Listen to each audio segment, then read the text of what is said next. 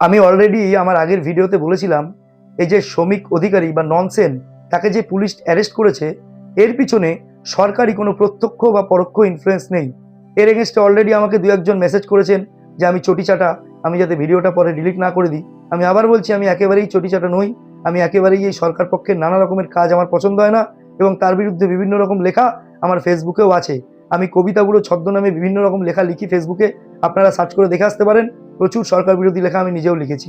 এবং শুধু তাই নয়, প্রতিদিন সোশ্যাল মিডিয়া খুললেই আমরা দেখতে পাই নানা রকমের সরকার বিরোধী পোস্ট, মিমস, ট্রোলিং। কিন্তু তার মানে কি এই যে গভর্নমেন্ট হাত দিয়ে সবার পিছনে পড়ে গেল, সবাই পিছনে লিগাল স্টেপ নিয়ে নিল, সবাইকে পুলিশ দিয়ে অ্যারেস্ট করে দিল? এটা কখনো হয় না। আর কয়েকদিন পরেই বিধানসভা নির্বাচন। আমার কখনোই মনে হয়নি যে এই একটা মানে কন্টেন্টের এগেনস্টে, বাটন কন্টেন্টের এগেনস্টে গভর্নমেন্ট ওই সামান্য একটা ছেলের পেছনে লোক লাগিয়ে, ইনফ্লুয়েন্স করিয়ে, মানে ফলস কেস দিয়ে অ্যারেস্ট করাবে। এটা আমার কখনোই মনে হয়নি। তার কারণ শ্রমিক অধিকারী আর যাই হোক উত্তম কুমার নন, শ্রমিক অধিকারী আর যাই হোক দেব অধিকারী নন, শ্রমিক অধিকারী আর যাই হোক শাহরুখ খান নন।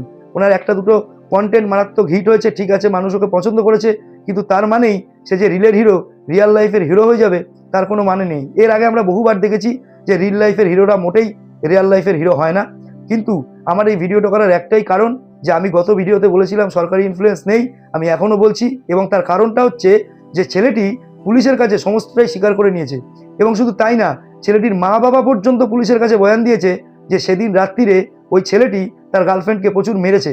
এই ব্যাপারে কোনো ডাউট নেই। শুধু তাই নয়, আপনারা সবাই জানেন যে মেয়েটি ছেলেটির এগেনস্টে ধর্ষণের অভিযোগ পর্যন্ত তুলেছে, এবং তাদের দুজনেরই মেডিকেল টেস্ট করার জন্য কোর্ট বোধহয় রায় দিয়েছে। আমার যদ্দূর ধারণা, ছেলেটি আপাদমস্তক অন্যায় করেছে। ওর অ্যারেস্টের পেছনে কোনো সরকারি মদত নেই।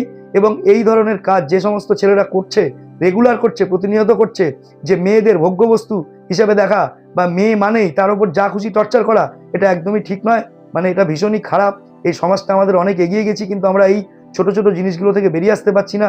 এগুলো থেকে ইমিডিয়েটলি আমাদের বেরিয়ে আসতে হবে।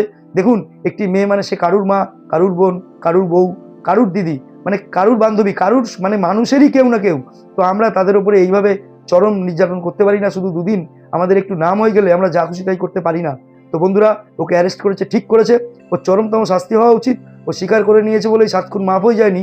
অন্যায়টা অন্যায়। তো বন্ধুরা, ভিডিও ভালো লাগলে অবশ্যই লাইক করবেন, চারিদিকে শেয়ার করবেন। এই ব্যাপারে যদি আপনার কোনো মতামত থাকে অবশ্যই কমেন্ট বক্সে জানাবেন। আর আমার চ্যানেল সাবস্ক্রাইব করে অবশ্যই আমার পাশে থাকবেন। সবাই ভালো থাকবেন। Thank you.